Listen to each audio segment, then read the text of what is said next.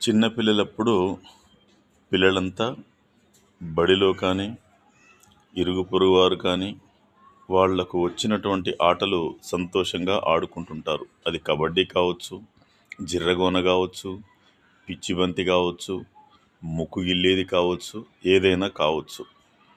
ఇలా పిల్లలు వాళ్ళ సంతోషం కోసం ఆడుకునే ఆటలన్నీ కొంతమంది ఏ పని రాని వాళ్ళు, ఏ పని చేతగాని వాళ్ళు గ్రామ స్థాయి అని, మండల స్థాయి అని, జిల్లా స్థాయి అని, రాష్ట్ర స్థాయి అని, జాతీయ స్థాయి అని, అంతర్జాతీయ స్థాయి అని పోటీలు పెట్టి ఆ పోటీలో పాల్గొనే వ్యక్తుల్ని కోటాను కోటీశ్వరులను చేస్తున్నారు.